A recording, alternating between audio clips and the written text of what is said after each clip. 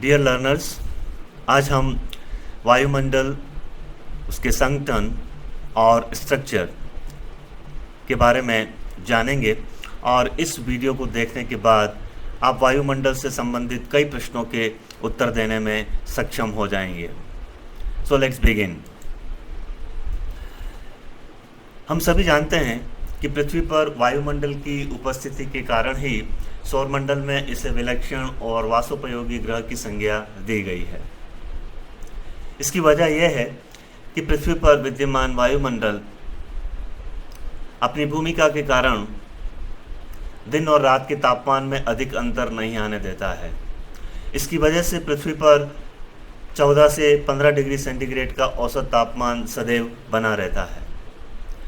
आप इस चित्र में देख सकते हैं कि चंद्रमा पर वायुमंडल की अनुपस्थिति के कारण उसकी सतह का तापमान लगभग -18 डिग्री सेंटीग्रेड रहता है। इस तापमान पर हम कई जैविक प्रक्रियाओं की कल्पना नहीं कर सकते हैं। पृथ्वी पर वायुमंडल की उपस्थिति और उसकी भूमिका के कारण ही सभी प्रकार की जैविक प्रक्रियाएं संपादित होती है। परिभाषा के रूप में वायुमंडल वस्तुतः पृथ्वी को सभी तरफ से आवृत किया हुआ गैसों का एक मिश्रण है, जो गुरुत्वाकर्षण शक्ति के कारण पृथ्वी सतह के साथ सदैव संलग्न अथवा लटका रहता है। इसका घनत्व ऊंचाई के साथ कम होता जाता है।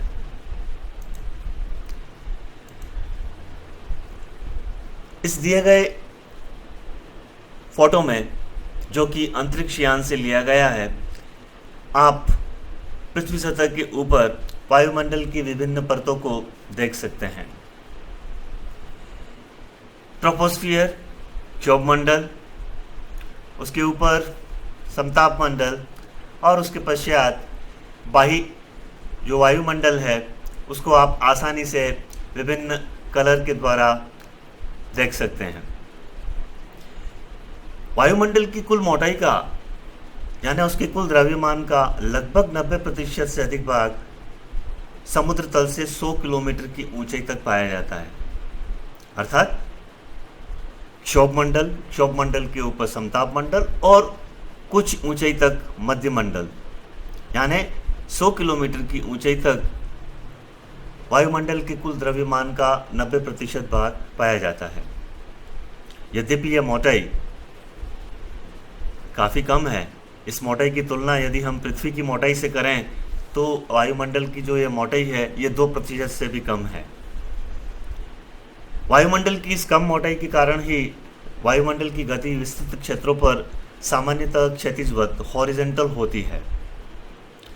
वायुमंडल में ऊर्ध्वाधर पवन वर्टिकल विंड की तुलना में क्षैतिज पवन की गति हॉरिजॉन्टल विंड की जो गति है वो कई हजार गुना अधिक होती है। लेकिन आपको यह भी मालूम है कि वायुमंडल में उत्पन्न होने वाली अस्थिरता या विक्षोभ ऊर्ध्वाधर वायु गति का ही परिणाम होते हैं, क्योंकि ऊर्ध्वाधर पवन में होने वाला थोड़ा सा भी परिवर्तन वायुमंडल को अस्थिर करके विभिन्न मौसमी घटनाओं को जन्म देता है।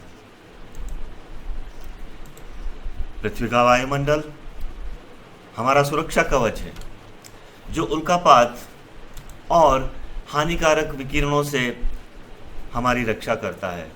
आप जानते हैं पृथ्वी का मध्यमंडल उल्कापात से हमें बचाता है, तो समताप मंडल में विद्यमान ओजोन गैस हमें कई हानिकारक और अत्यधिक ऊर्जावान विकिरणों से बचाकर इस पृथ्वी पर पारिस्थितिकी तंत्र के संतुलन को और उसको गतिमान बनाए रखने में मदद करती है।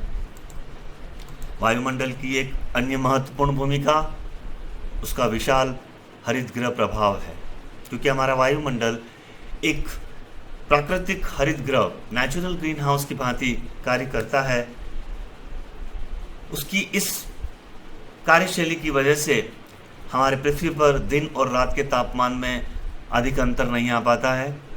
ये सूर्य से आने वाले विकिरण, जो कि लघु तरंगों के रूप में होता है, शॉर्ट वेव सोलर रेडिएशन को तो पृथ्वी सतह तक आने देता है, लेकिन पृथ्वी सतह से होने वाले दीर्घ तरंगी पार्थिव विकिरण लॉन्ग वेव टेरेस्ट्रियल रेडिएशन को अवशोषित कर पृथ्वी के औसत तापमान को 14 से 15 डिग्री सेंटीग्रेड बनाए रखने में हमारी मदद करता है। आप इस चित्र में देख सकते हैं कि पृथ्वी का वायुमंडल सूर्य से आने वाले आतप के लिए तो पारदर्शक है, यानी उसको बिना किसी अवरोध के पृथ्वी सतह तक आने देता है। लेकिन जब इस आतप को ग्रहण करके हमारी पृथ्वी सतह गर्म हो जाती है, तो गर्म होने के उपरांत जो दीर्घ तरंगी पार्थिव विकिरण होता है उसको हमारा वायुमंडल अवशोषित करता है और उसको वायुमंडल में ही बनाकर रखता है, उसको पुनः विकिरित करता है पृथ्वी सतह की ओर। फलस्वरूप दिन और रात के तापमान में अधिक अंतर नहीं आ पाता है।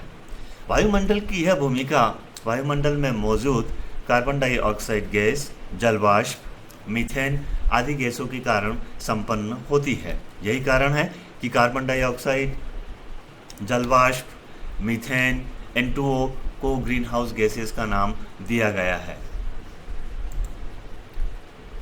आइए चलते हैं, अब हम वायुमंडल के संगठन के बारे में बात करेंगे। The composition of the atmosphere. आप सभी जानते हैं कि वायुमंडल में गैसें, जलवाष्प और धूल के कण विद्यमान रहते हैं।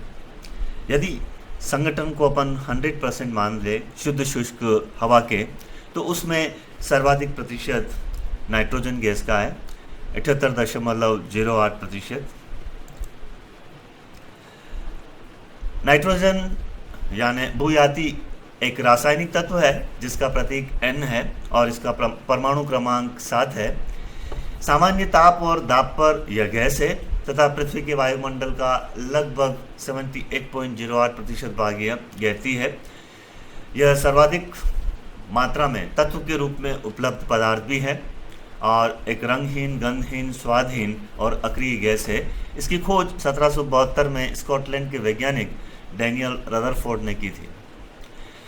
नाइट्रोजन अपने मूल रूप में जीवधारियों को प्राप्त नहीं होती, अपितु वायुमंडल की विभिन्न प्रक्रियाओं के अंतर्गत अन्य तत्वों से क्रिया करके अपने यौगिकों में परिवर्तित हो जाती है।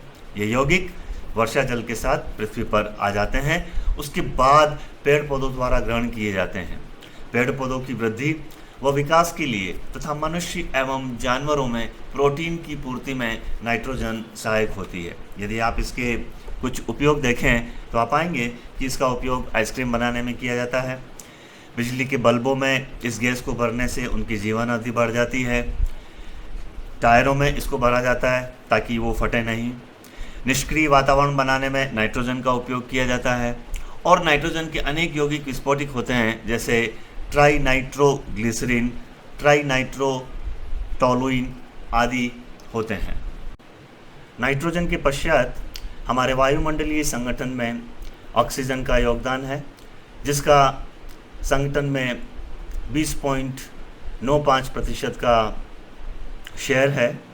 यदि हम इस गैस की महत्ता और उसकी उपयोगिता को देखें तो हम पाएंगे कि ऑक्सीजन रंगहीन, स्वादहीन और एक गंध रहित गैस है और इसका हिंदी नाम जारक है।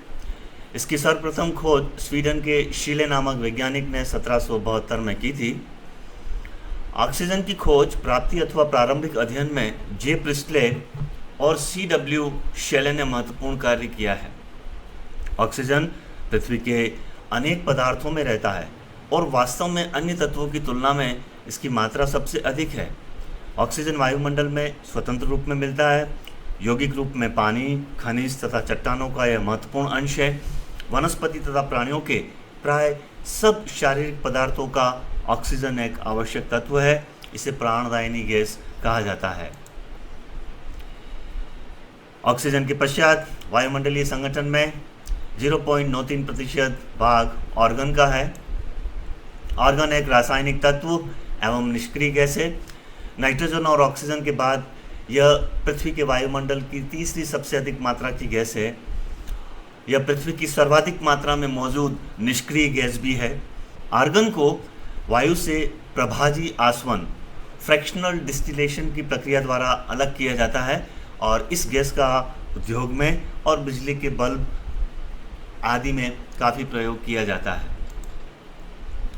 कार्बन डाइऑक्साइड गैस जिसका वायुमंडलीय संगठन में योगदान मात्र 0.035% है, लेकिन यह बहुत ही महत्वपूर्ण गैस है। पेड़ पौधों के लिए प्राणदायिनी है।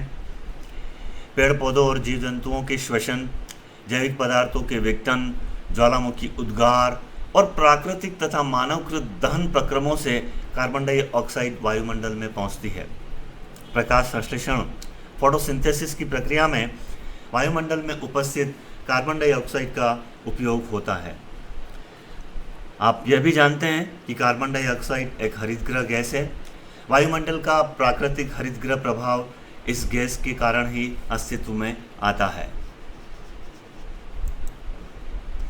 नियॉन एक रासायनिक तत्व एवं निष्क्रिय गैस है। रैमजे और टेवर्स ने 1898 में इस गैस की खोज की थी और वायु से इसे प्राप्त किया था। इसका औद्योगिक उत्पादन द्रव वायु के प्रभाजक आसवन से होता है।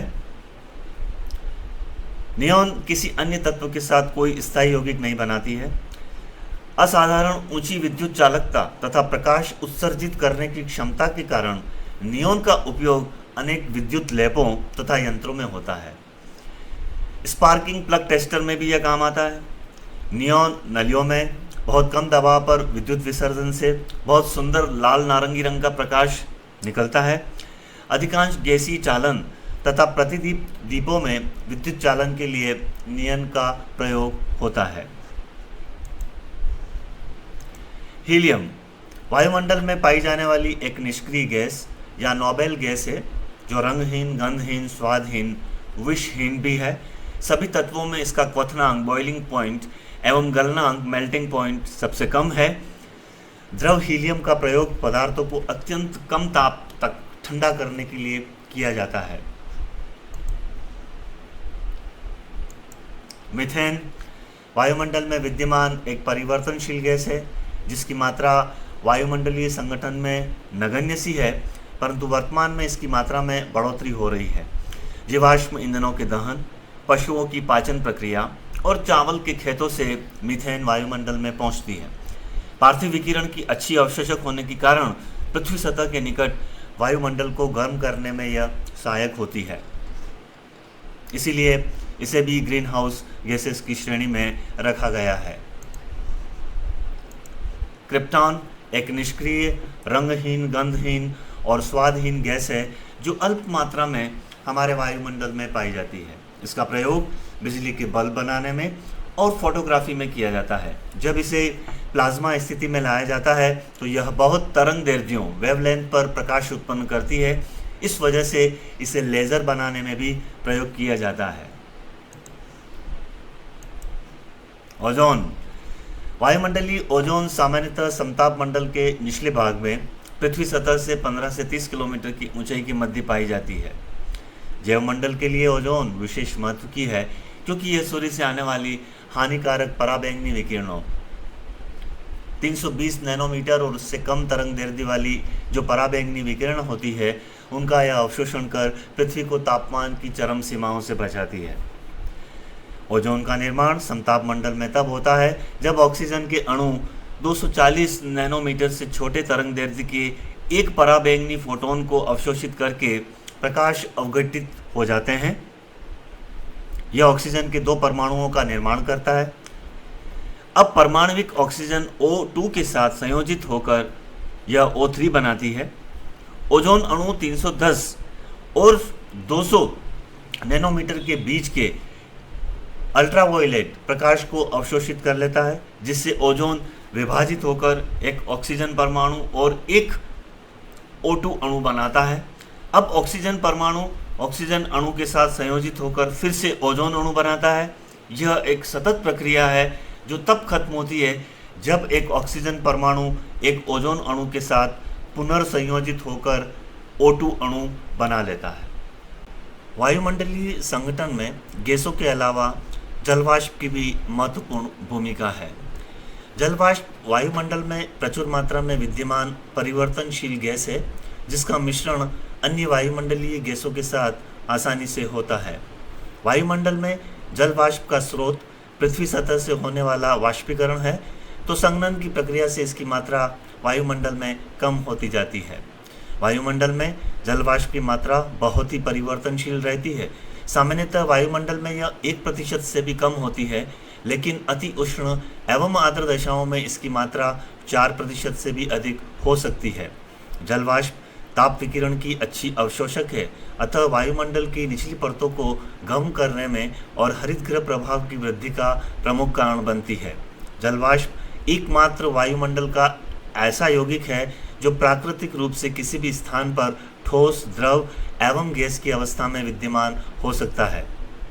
वायुमंडल में अधिक ऊंचाई पर वायुमंडल के ठंडा होने के कारण तथा मिश्रण एवं विक्षुब्धता के अभाव में जल वाष्प नहीं पाई जाती है।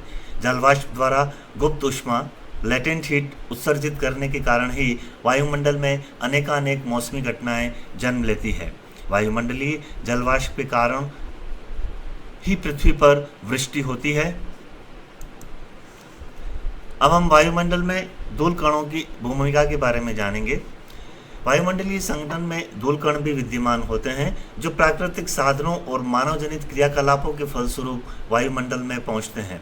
औद्योगिक क्षेत्रों के वायुमंडल में धूल और धुएं के कण अधिक पाए जाते हैं, तो समुद्रों के ऊपर रासायनिक लवण अधिक पाए जाते हैं। यह धूल कण सूर्यताप का अवशोषण, परावर्तन तथा प्रकीर्णन तो करते ही हैं, साथ ही ये आर्द्रताग्राही नाभिक भी होते हैं, जिन पर वायुमंडलीय जलवाष्प के संघनन से बादल, कोहरा आदि का निर्माण होता है। इन धूल कणों से वायुमंडल की पारदर्शिता भी प्रभावित होती है, और जब कभी ये वायु प्रदूषण के साथ संयुक्त हो जाते हैं तो मानव स्वास्थ्य को हानि भी पहुंचाते हैं।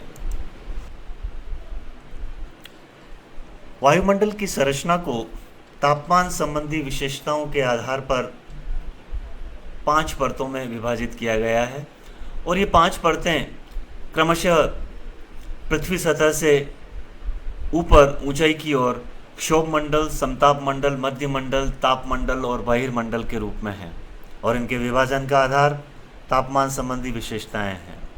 क्षोभ मंडल में ऊंचाई के साथ तापमान में कमी आती है, समताप मंडल में ऊंचाई के साथ तापमान बढ़ता है, मध्य मंडल में पुनः ऊंचाई के साथ तापमान में कमी आती है, और तापमंडल में ऊंचाई के साथ तापमान में अत्यधिक वृद्धि होती है। अब हम सवाल जवाब के तहत वायुमंडल की संरचना को समझने का प्रयास करेंगे। पहला सवाल, क्षोभ मंडल में ऊंचाई के साथ तापमान में कमी क्यों आती है? इसको समझने से पहले लघु तरंगी विकिरण और दीर्घ तरंगी विकिरण को समझना आवश्यक है। दृश्य प्रकाश और पराबैंगनी विकिरण को सामान्यतः लघु तरंगी विकिरण के नाम से जाना जाता है, जबकि लाल अवरक्त इंफ्रारेड विकिरण को दीर्घ तरंगी विकिरण के नाम से जाना जाता है। सूर्य से विकिरित ऊर्जा प्रधानतः दृश्य किरणों के रूप में उत्सर्जित होती है, जिसमें अल्प मात्रा में पराबैंगनी और लाल अवरक्त विकिरण भी शामिल होता है। इसी कारण से सौर्यक विकिरण को लघु तरंगी विकिरण के रूप में जाना जाता है। पृथ्वी से वस्तुतः दृश्य किरणों अथवा पराबैंगनी विकिरण का उत्सर्जन नहीं होता है। पृथ्वी से होने वाला समस्त नैसर्गिक विकिरण लाल अवरक्त अथवा ताप विकिरण है। इसी कारण से पृथ्वी से होने वाले विकिरण, पार्थिव विकिरण को दीर्घ तरंगी विकिरण कहा जाता है। आपको यह मालूम है कि पृथ्वी का वायुमंडल सूर्य से आने वाले लघु तरंगी सूर्यताप से गर्म नहीं होता है, अपितु पृथ्वी सतह से होने वाले दीर्घ तरंगी पार्थिव विकिरण से गर्म होता है।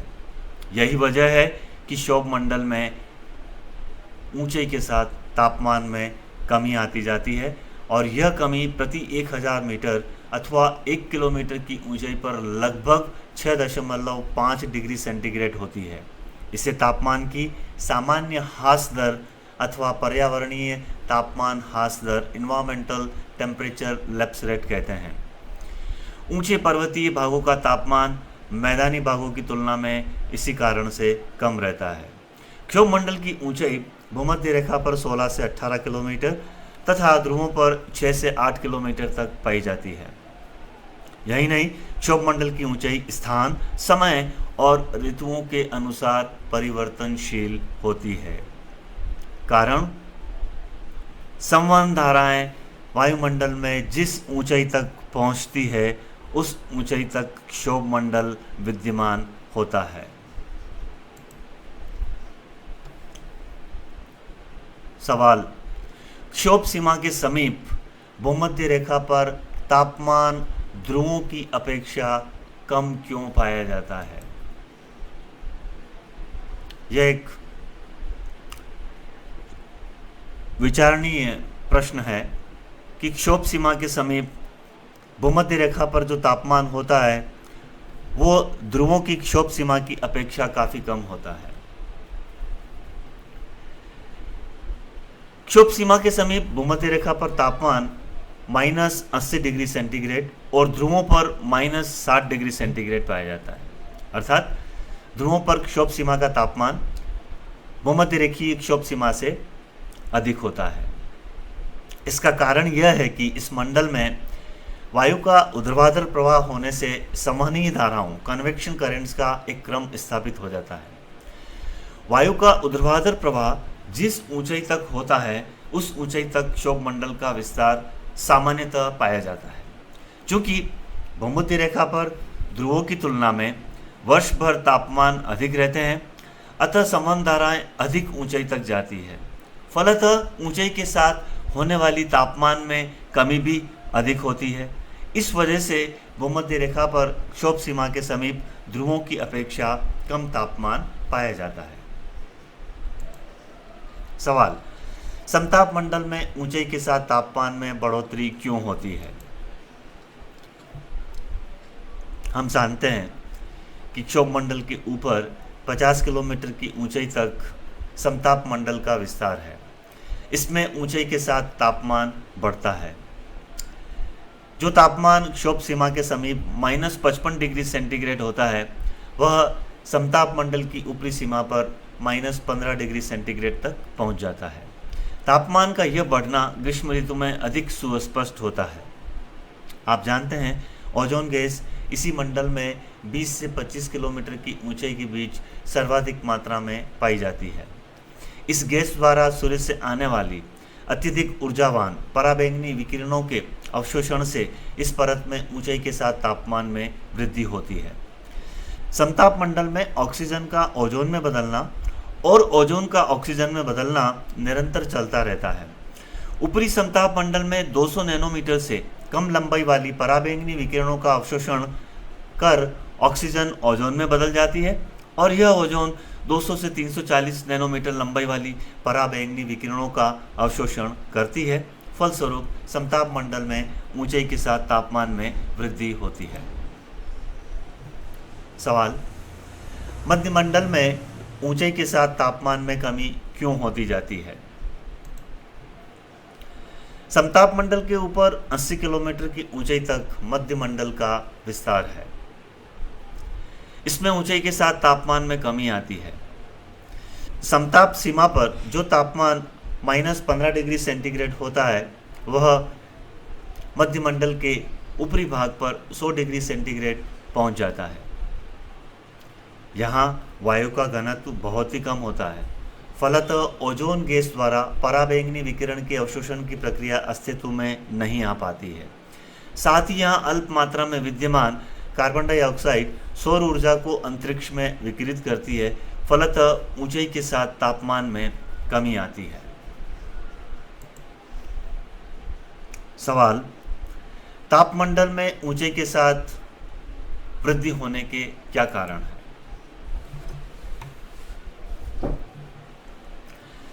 यह मंडल धरातल से 80 किलोमीटर की ऊंचाई से लेकर लगभग 550 किलोमीटर तक विस्तृत है। यह वायुमंडल की सबसे मोटी परत है। इस मंडल में ऊंचाई के साथ तापमान में तेजी से वृद्धि होती है और इसकी सबसे ऊपरी सीमा पर तापमान 1500 से 1700 डिग्री सेंटीग्रेड तक पाया जाता है। इस परत में वायुमंडलीय गैसों की विरलता है। फलतः इसमें से होकर सौर पवन के प्रोटॉन्स आसानी से गुजरते हैं। ये प्रोटॉन्स वायु के अणुओं से टकराकर उनकी गति को कम कर देते हैं। इससे इस तापमंडल में तापमान बढ़ने लगता है। सवाल, आयन मंडल किसे कहते हैं? आप जानते हैं कि आयनमंडल तापमंडल का ही भाग है। तापमंडल में सौर पवन, सोलर विंड द्वारा अणुओं से इलेक्ट्रॉन्स के पृथक्कीकरण से आयन्स का निर्माण होता है। आयनीकरण की यह प्रक्रिया तापमंडल के निचले भाग में संपन्न होती है, इसे आयनमंडल कहते हैं। आयनीकरण की प्रक्रिया उच्च अक्षांशों में सर्वाधिक प्रभावशाली होती है, क्योंकि आयनीकृत कण पृथ्वी के चुंबकीय क्षेत्रों, विशेषकर ध्रुवों की तरफ अधिक आकर्षित होते हैं। आयनमंडल रेडियो तरंगों को भूपृष्ठ पर परावर्तित कर बेतार संचार को संभव बनाता है। प्रश्न: मध्यमंडल में उल्काएं जलकर भस्म क्यों हो जाती है, जबकि यह सबसे ठंडी परत है? जब हजारों किलोमीटर प्रति घंटा की गति से चल रही उल्काएं तापमंडल से मध्यमंडल में प्रवेश करती है, तो इन उल्काओं के सम्मुख वाली वायु शीघ्रता से संपीड़ित, कंप्रेस्ड हो जाती है। संपीड़ित होने से वायु का तापमान बढ़ जाता है। इस कारण उल्काएं शीघ्रता से इतनी अधिक गर्म हो जाती हैं कि वो प्रकाशमान हो जाती है और तापमान अत्यधिक हो जाने से जलकर भस्म हो जाती है। प्रश्न: समताप मंडल वायु परिवहन की दृष्टि से आदर्श क्यों माना जाता है? तापमान की विलोमता के कारण समताप मंडल में संवहन धाराओं का अभाव होता है। फलतः वायुमंडलीय विक्षोभों की अनुपस्थिति के कारण यह मंडल वायु परिवहन की दृष्टि से आदर्श परिस्थितियों से युक्त है। सवाल: उत्तरी ध्रुवीय प्रकाश ज्योति एवं दक्षिणी ध्रुवीय प्रकाश ज्योति क्या है? तापमंडल में वायुमंडलीय गैसों की विरलता है, फलतः इसमें सौर पवन, सोलर विंड द्वारा अणुओं से इलेक्ट्रॉन्स के पृथक्कीकरण से आयन्स का निर्माण होता है। आयनीकरण की प्रक्रिया तापमंडल के निचले भाग में संपन्न होती है। जब इस मंडल में आयन्स अपने इलेक्ट्रॉन्स के साथ पुनः संयुक्त हो जाते हैं, तब फोटॉन्स का निर्माण होता है और ये फोटॉन्स ही ध्रुवीय प्रकाश ज्योति को जन्म देते हैं।